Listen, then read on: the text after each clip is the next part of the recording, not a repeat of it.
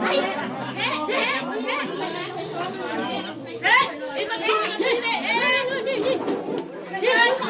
าวสวยเขาเป็นผู้จุ่มเลย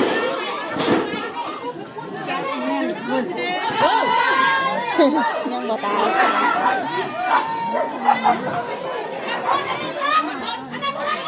โอ้ก็ยังบ่ตายตัวนี้เราไปก่อน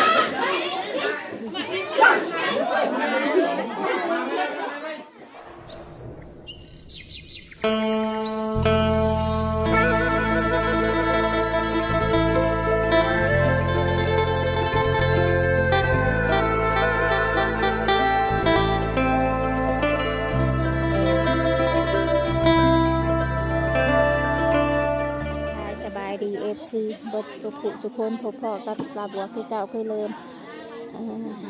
มีงานอีกแล้วพ่อแม่พี่น้องเนาะงานเลี้ยงหอพ่อแม่พี่น้องเลยถ่ายบรรยากาศหลายคู่หลายคนกำลัง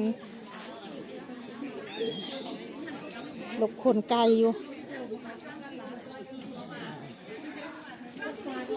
ออกไกลเพื่อนน่ะโต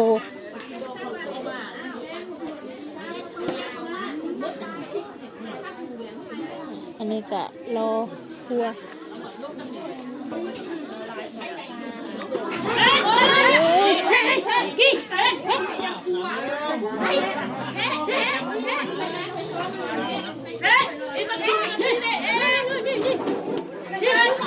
สาวสวยเขาเป็นผู้จุ่มเลย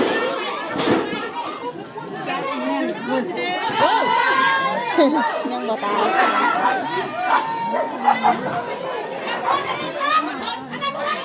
โอ้ก็ยังบ่ตายตัวนี้เราไปก่อน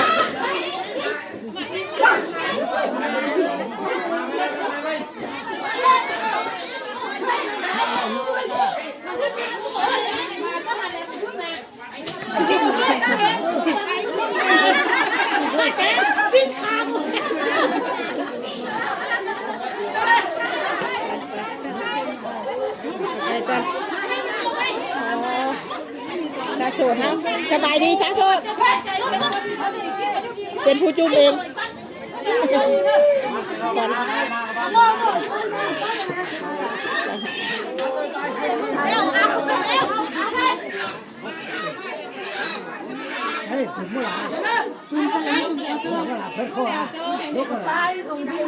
ี้ยงหอบ้านแต่ละบ้านก็เห็ดบ่คือกันนะพ่อแม่พี่น้องนะเห็ดบ่คือกัน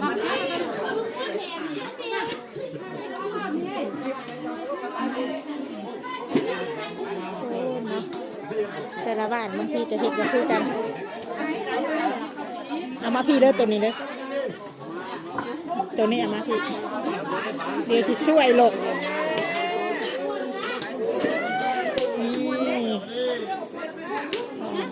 เอา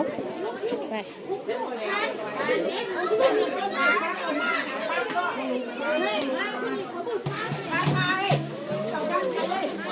มันมากี่ทุกคนนี่นี่คุณฟังสมากับบอกตาย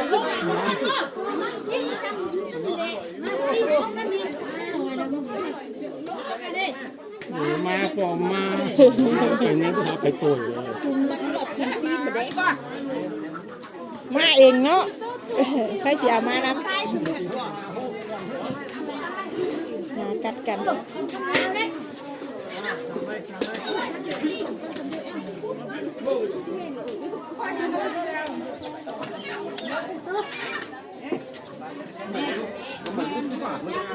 มาช่วย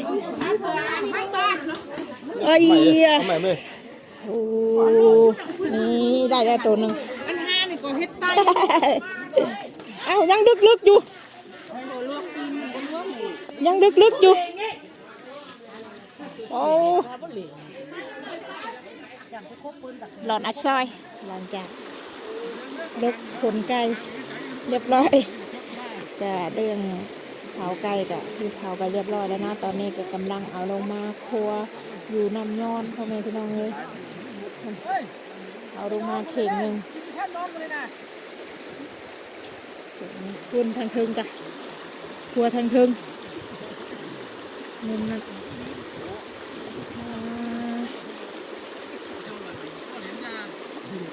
เลี้ยงหอว่าน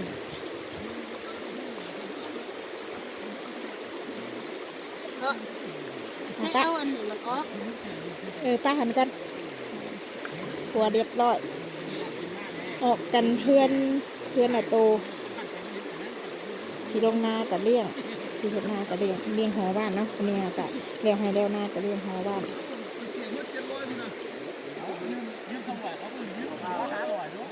ยังไม่ได้เอาลงมาเบิดได้เนี่ยยังอยู่เทิงแต่ยังแต่เจ้ายังล้นยังเผาอยู่นะเผาแล้วก็เผาให้คนเพราะว่ามีขนหน่อยขนบัวน้ำนะก็เลยเผาไก่ก่อนให้คนยกคนยังเราจะเอาลงมาครัวอยู่น้ำย้อนเพราะว่ามาเบิดนี่มาอยู่บนเพิ่นเลี้ยงหอทีละยังบ่ได้เอาลงมาเบิดได้นี่เดี๋ยวสะบัวอันซอยกับเจ้าอันครัวไก่กันเนาะล้างเรียบร้อยแล้วก็ขึ้นไปคุณละแล้วก็เจ้าเห็ดอยู่ทั้งเทิงอีกไก่มัดอกมัดซับเป็นสิ้นเป็นตอนแบบนี้ตามเครื่องแกง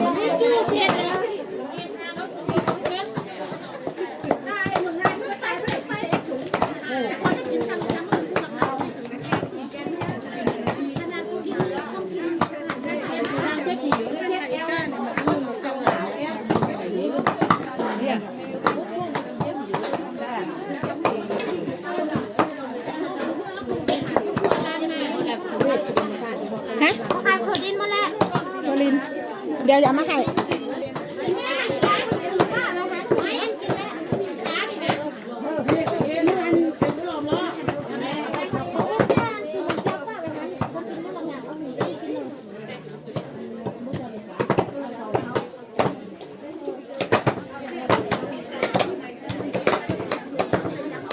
ครัวไก่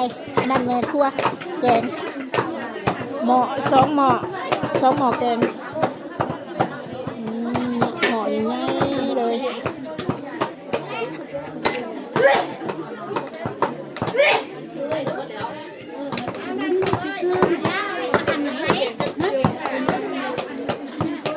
ยิ้ม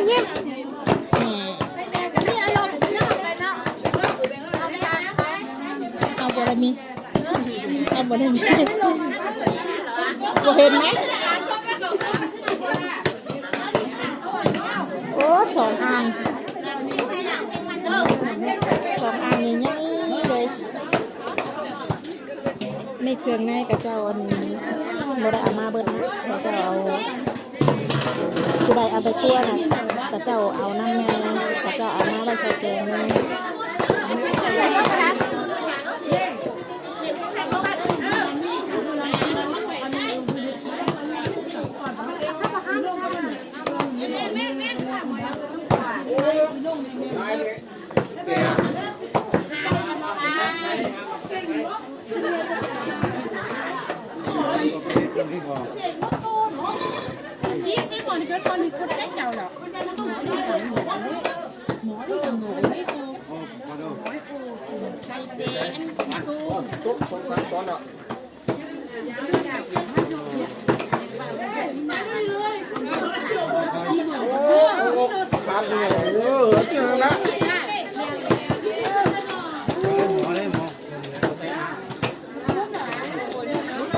ตกออกจากหม้อซับเป็นตอนเลยกันยังบ่ตายไก่กันยังตกขบอยู่เนาะเอาบ่ได้เก็บไปล่างก่อนนะปะเลยบ่ฮะ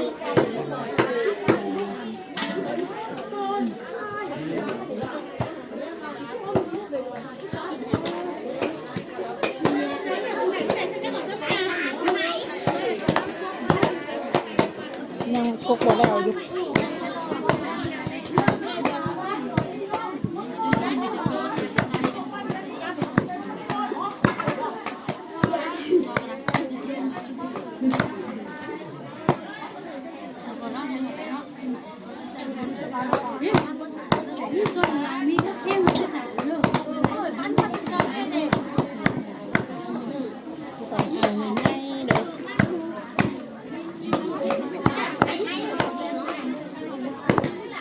งหอบ้าน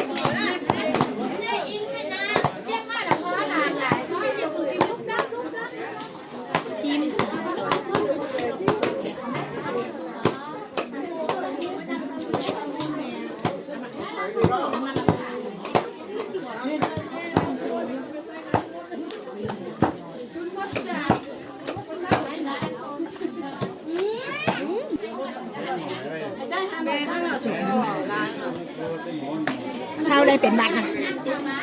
เช่าได้ยังไตสมัครก่อนก็นี่บ่ได้เป็นไข่ติแต่ก็มาได้อยู่เนาะมาโอ้มีไข่อีกนี่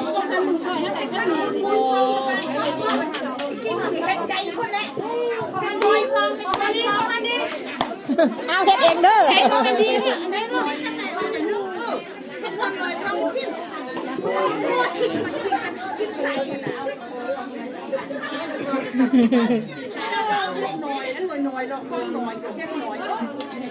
จะไหนอ้าวมาเฮ็ดเองช้าละค่ะ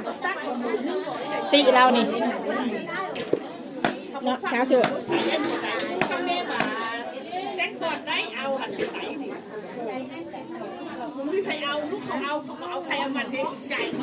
เกี่ยงตับบ่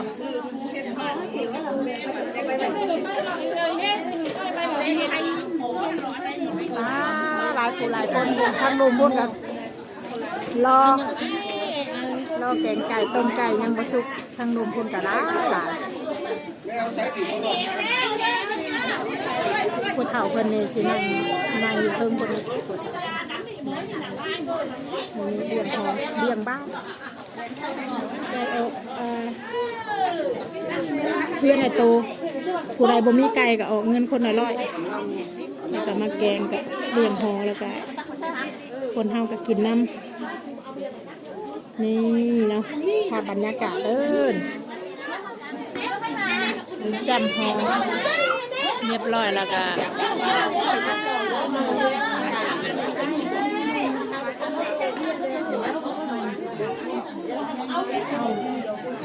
เจ้าเนาะของบ้านมากินของบ้านครับใครอยากกินเย็นๆกับเด้อเนาะ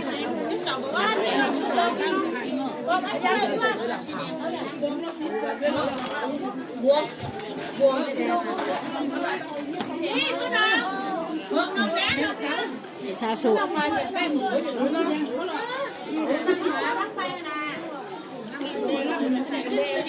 ขึ้นอันแดงทำแล้ว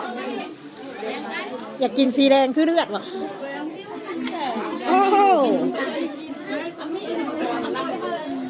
น้ำครบอีกแล้วมาดึงชาชูนะแซ่บบ่ลำกะลำแซ่บลำนี่กระเจ้าว่าแซ่บเนาะคนทางเหนือนะล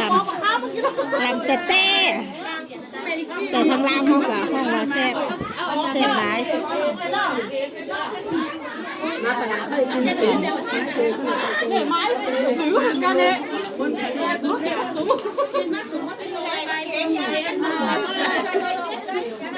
หลายคนกิน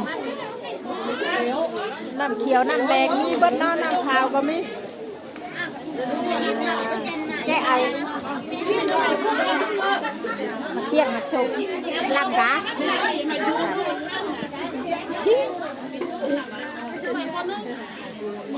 เห็นแดงเห็นเด้อฮะจบ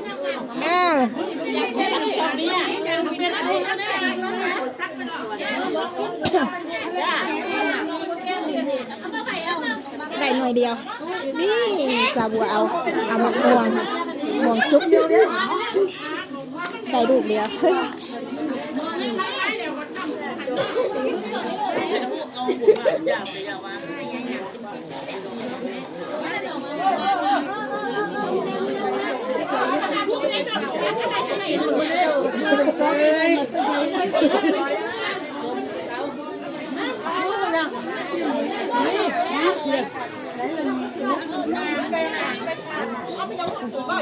เอามาอีกแล้วเนาะ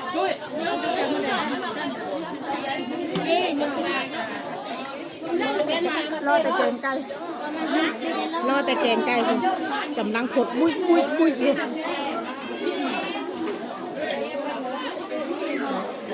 ทางลุมบุพระเจ้าอยู่ลุม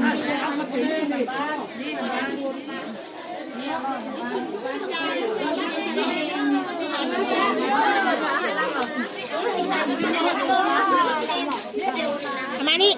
โอ้ยมีเลยกระปากแซ่บบ่แล้วได้จังหวะเอานะมันนี่เพิ่นยืนกายเนาะญาติบ่ได้กิน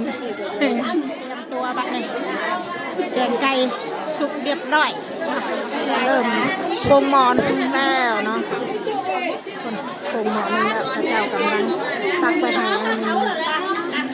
ผู้เฒ่าก่อนเนาะคือเพิ่นนั่งทางเพิ่นในครัวกินน้ำลัง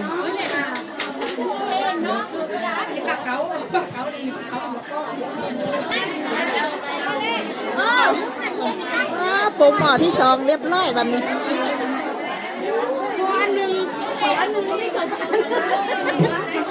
มาแล้วไปโน้ตไอ้คนนั่งเฉยนอนถือบ่วงให้หามีลูกกับญาติบ่มีบอลนั่งใครกันตุ้ยยิ้มได้ตุ้ยยิ้มได้นะหน้าบูดบ่ได้แล้ว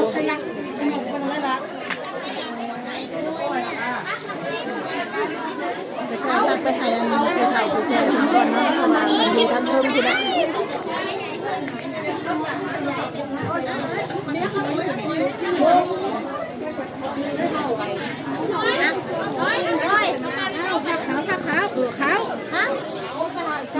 แต่งมาเรียบร้อย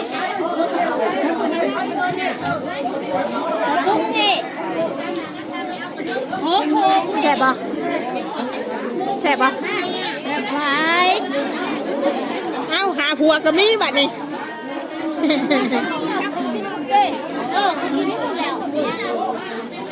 แต่เจ้าเอาลงไปกินร่มบุญเลย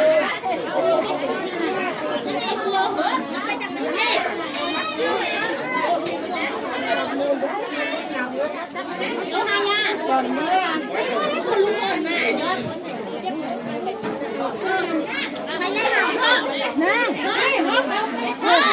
นั่งจอน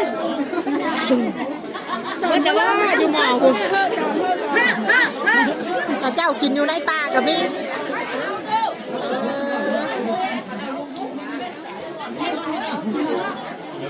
สองหม้อแกงไก่สองหม้อเนาะคุณทำงานร่วมกัน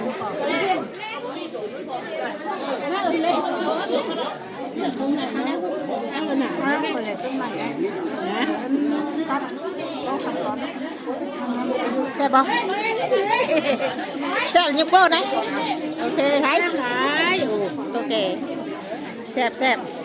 กินก้อนชาบัวกันเดียวสิได้ทันแต่น้ำได้มอแต่ว่าวันนี้เนาะสิบ่ทันตอนนี้